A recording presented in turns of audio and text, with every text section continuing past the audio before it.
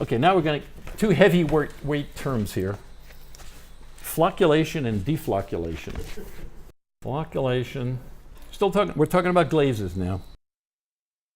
And deflocculation. What this really refers to with respect to when we talk about glazes is the clay in the glaze. And when we say when we mean flocculation is those, think about those little tiny clay particles now. The little tiny clay particles kind of are slightly attracted to one another, and they form like a house of cards. They're in water now, right? So they're free to sort of float around in a glaze. And they form kind of a house of cards structure that looks sort of schematically, I keep picking the wrong end of the marker, looks schematically sort of like that. And actually, I've got a model of it here. I had to drink a lot of beers to make these models, by the way. But here's a model of what flocculated clay might look like, where it's really, you see, it's a really open structure, and all the little clay particles are kind of, I like to call it kind of a house of cards structure. This very delicate, fragile. They're not glued to one another. They're just slightly attracted to one another enough to sort of want to form this structure. That's flocculation. We're going to talk about what it means and why, but this is what it looks like. Deflocculation is the opposite. Deflocculation, instead of forming this open structure, they tend to collapse and they tend to get really close together without all that open space between them. And so a deflocculated bunch of clay might look more like this, where there isn't all that open space between them. Okay? Now, why do we care about this? Which is the whole point of all of this. The point is that there's a saying that a way to remember some of these is you want a flocculated glaze and a deflocculated slip as a rule of thumb. Okay? Flocculated glaze, deflocculated slip. The reason why we care is if I have a bucket of glaze, there's my bucket of glaze. And you know how the things tend to settle out more or less in glazes and you end up with this concrete on the bottom? Ideally, wouldn't it be nice if there's some way I could keep everything in suspension? Well, if I flocculate the clay in the glaze, if I can fill the whole glaze up with this sort of structure, this house of cards structure, like this, then all the other little particles will be sort of retained in the spaces between them, but basically everything will sort of stand up. That's why we like to flocculate glazes, because it keeps things in suspension. Instead of everything settling out to the bottom, this house of cards structure. So in between all these little clay particles are all the other little glaze particles. So it keeps keeps it in suspension. And even if it does eventually succumb to gravity and settle to the bottom, this structure doesn't completely go away. So I end up with a layer at the bottom which is still sort of fluffier, if you want to think of that, and it's easier to stir back up than if it all settles out hard. Okay? So is this where you're at Darvan 7? And if it is, what is in Darvan 7? It's probably a polyacrylate, I'm guessing. But that's what you would add? But no, in this case, no, because Darvan 7 is a deflocculant. Hey, so what do you add to flocculate? You add something that acts like an acid. And the best thing to me, this is where I'm getting very personal here because I get strong opinions about this, as if I don't know about anything else. The best thing is Epsom salts. Epsom salt. The reason why I say it's the best, it's cheap, it's effective, and it doesn't seem to have any side effects. You can buy commercial flocculants, but you don't need them. They're expensive. You know, this stuff comes in a half-gallon container. You can buy in a grocery store or a pharmacy, and it's typically used for soaking your feet when you get tired.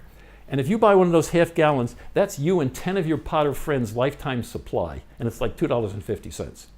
And there is no downside to Epsom salt. And it's great, you just dissolve it in water. And the thing is, it's not an acid, but when you put it in water, it acts like a very mild acid. And the acid changes, we're getting a little technical here, but the acid changes the electrical charges on the clay particles and makes them slightly attract.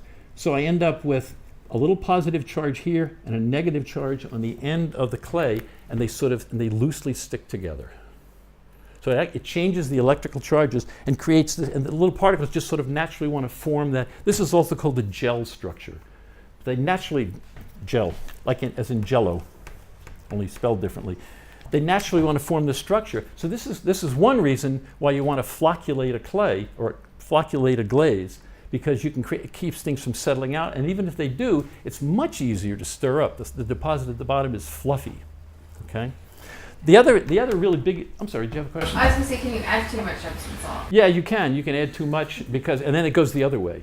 Oh, it'll be But this is why if you ever see a recipe that calls for Epsom salts in the recipe, don't do it. Because there's no way to tell how much you need. You need to do it by, if the glaze has become deflocculated, I'll talk about that in a minute, you need to do it by, you put a little bit in, stir it, see what happens, put a little bit in, stir it, and see what happens. That way you can't go wrong. And you'll see it, when you do that, the change is dramatic. And when he says a little bit, he means Yeah. a little Bit. I mean, typically, if I had, let's say, a 30-gallon bucket of glaze, a big bucket of glaze, and it had settled out hard, I'd stir it up, and I might put in a couple of tablespoons full of a solution of Epsom salts, never the powder, a solution, and that's it. That's all you need. Okay. The other reason that flocculated glazes are great, it eliminates runs and drips when you're glazing. If you ever glaze something where you dip it in and the glaze kind of sheets off it, and as you're lifting it out of the glaze, it continues to dripping, and the glaze is running around to the bottom of the plate and dripping off, flocculation eliminates that.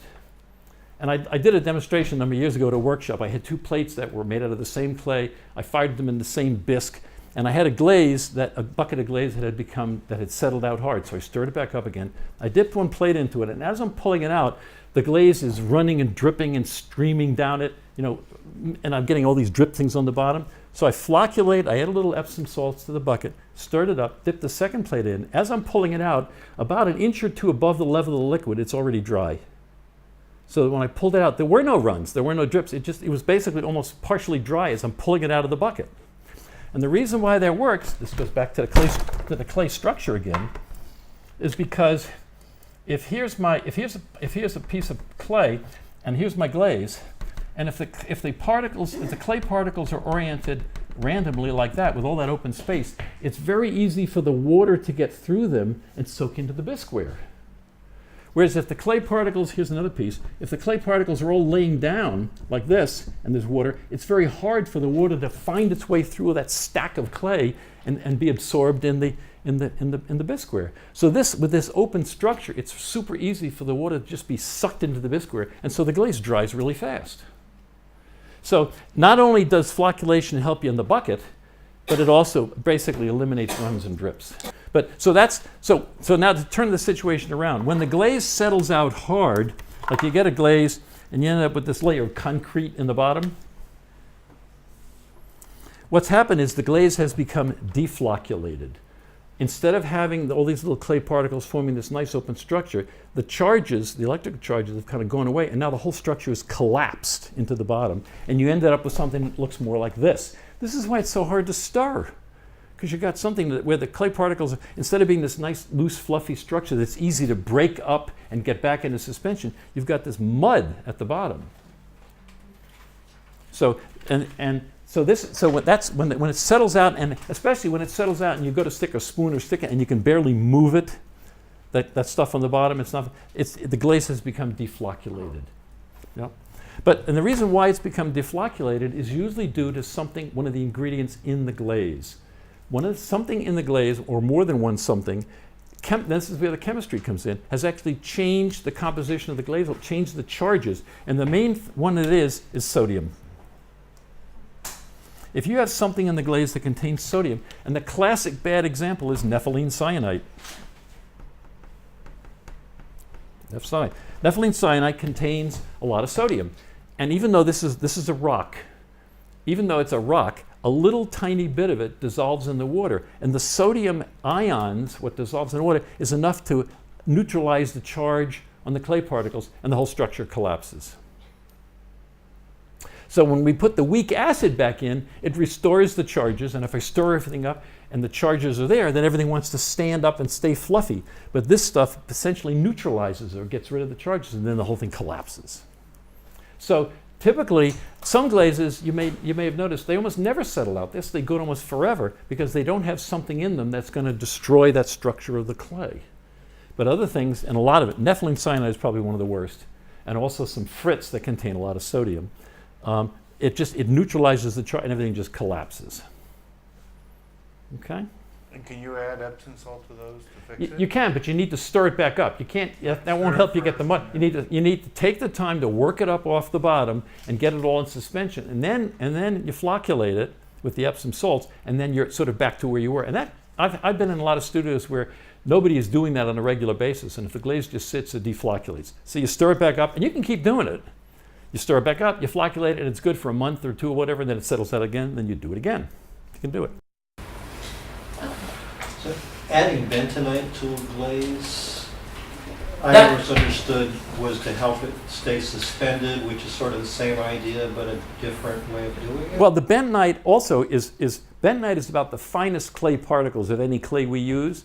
So we're adding another clay to the glaze to help create that house of cards structure, especially if there isn't enough clay in the glaze. So one of the main reasons for adding bentonite is, by the way, let me interject while I'm answering this question, is when you flocculate a glaze, the only thing you're actually flocculating is the clay in the glaze.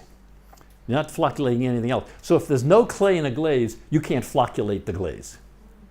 And I've seen that. I've seen recipes with no clay, and they say, well, just flocculate it. It's impossible because you're flocculating the clay. So what you're doing in that case, Jim, is you might have a recipe that doesn't have a lot of clay to form a good house of cards structure. So you add the bentonite, it's got a lot of these little tiny particles, and that will help form this house of cards structure. And clay, but when you first make up, if you notice, like most clays, most glazes, when you make them up, they're usually pretty good when you first make them up, and then later on they sort of settle out. That's because the clay usually naturally is flocculated when you first make it up.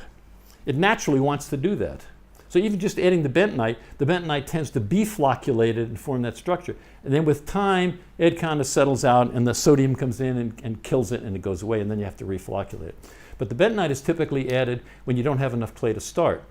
Conversely, if you have a recipe that has a lot of clay, in spite of what the recipe says, you don't need bentonite because you've already got a lot of clay. Now, I've seen recipes that people think you have to automatically put bentonite in every glaze, and you don't. If there's a lot of clay in there already, you don't need bentonite. Not that it's going to cost you anything, but you don't need it. Can you raise terracage is neither, right? Because it's a colloid. There's just little tiny particles in suspension. They're not, yeah. Okay. Yeah, yeah. Okay? So that's flocculation and deflocculation. So when would you want to deflocculate, and how would you deflocculate? Okay, well, remember, I go back, good question. Remember when I mentioned, like, the general rule, if you want to remember this, is I want a flocculated glaze and a deflocculated slip. Well, if you think about what I'm doing with a slip, clay and water, is I'm joining things with it, or I'm using it to decorate the surface of a pot. In all those cases, I don't want a lot of water, right? The water is, I'm trying to get the clay onto the surface or into the joint. So in that case, I want to deflocculate the slip. Because what happens, because just the same thing that happens here, when I deflocculate the slip, the clay particles can get very close together. They don't actually bond, but they get close together, which means that I can use less water and have a slip that's just as runny as before if I didn't deflocculate it. You know, like you mix clay and water and you get a certain consistency. If I add deflocculant to it, it actually seems to get runnier. So for slip trailing, for example. Yeah, so if you're slip plating, the best thing you can do is have a deflocculated slip, because then I've got the most amount of clay in the water and the least amount of water. Because I don't want the water. The water is just helping me get the clay to where I want it, whether it's slip trailing or joining or whatever. So especially with joining, you don't want to, when you're making a joint, you don't want to have a lot of water there, because the slip in the joint is going to shrink more than the clay on either side of it and possibly crack. So ideally, I'd like to put clay in a joint that has the same wetness as on the other side, right? So the shrinkage always matches. Well, the way to do that is a deflocculated slip, because the deflocculation makes the clay particles kind of get closer together. I don't have all that open space like this. All this open space is filled with water. So I don't have nearly as much open space, so I can still have a pretty fluid slip, but without a lot of water. And what do you add to deflocculate? So to deflocculate, you add something that's alkaline, or that acts like a base. And so this can include things like soda ash or sodium silicate. Or now there is a good commercial deflocculant. I'm not big a lot of times on commercial products because they're either expensive or more than we need. But in this case, Darvan 7 is a commercial deflocculant, and it's a good product. Darvan 7. It's a commercial deflocculant. And this is the thing that that people that do slip casting, has anybody do slip casting? There's another example for deflocculation. If I'm slip casting and I'm pouring slip into a mold and it's going to be absorbed on the walls of the mold and create a deposit, I don't want a lot of water because I want to be able to, I don't want to saturate the mold with water. I want the clay to build up. So I want a deflocculated slip. And most slip casters that I know use Darvan 7. They'll make up a slip and add Darvan 7 and deflocculate it. That's flocculation and deflocculation. The next thing I wanted to touch that's related to that, this is another one. Now this is one of the items in the title is Thixotropy, and dilatancy. This is one of the ones in the head. This is one of the headline topics. What this refers to is a fluid or a liquid. And thixotropic means you go to stir it, and as you stir it, it gets easier to stir.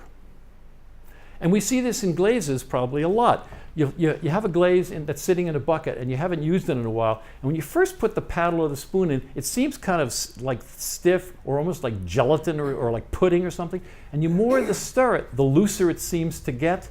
That effect is thixotropy, or you would say the glaze is thixotropic. And what it is, again, it goes back to the little clay particles. See, everything's related to clay particles. It goes back to the little clay particles because if I have a glaze and it's got this structure in it, this house of cards structure, when I first stick the paddle in, these things don't want to move. They're all kind of touching and connected. And the more I move them, the more it kind of breaks it apart. And so now I keep breaking it apart, and finally all these little particles are moving separately, so it stirs pretty easily. But when I first put the stick in, it's like I'm breaking up this structure, so they don't want to move. So this is like clay. Glazes with a lot of clay in them are typically thixotropic. And when you first go to stir them, and I've got a good example of that. And bentonite being a really fine clay is really thixotropic. Like here's bentonite in water. See, it's sort of flowing. If I stir it like that, I'll pass this around. You can play with it. All of a sudden, now it flows like water. Because I made this up last night. Just sitting overnight, all the little clay particles have done this. And when I first move it, they don't want to move, so it's kind of like Jell-O. They kind of, they move a little bit, they wiggle, but they don't really move. And now when I start to break them up, now they flow. Okay? So I'll pass this if you want to play with it. Don't lick the spoon. Okay? Now dilatancy is kind of the opposite effect. When you say something is dilatant, the more you try to stir it, the harder it is to stir. And there's a really good example of that you've probably all seen. If you go to some body of water and you stand on the shoreline just where the water ends, where the sand is kind of wet, but there isn't water over it, that sand is dilatant.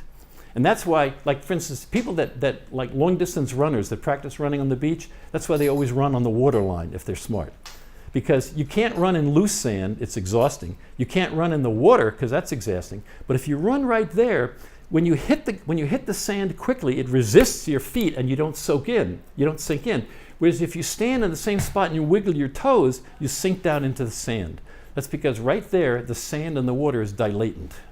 And I've got an example of that. This stuff is actually named after a Dr. Seuss name. Somebody named it. It's called Oobleck. This is Oobleck. And this is a powder and water. And I'm going to mix it up a little bit here, get it ready for you. But if you stir it, you can tear a liquid. This is a liquid you can tear. If you stir it slowly, it stirs like a liquid, and if you stir it quickly, it actually tears. And so where you see this, other than going to the shoreline, is the stuff that settles to the bottom of the glaze is dilatant. That's why it's so hard to stir up.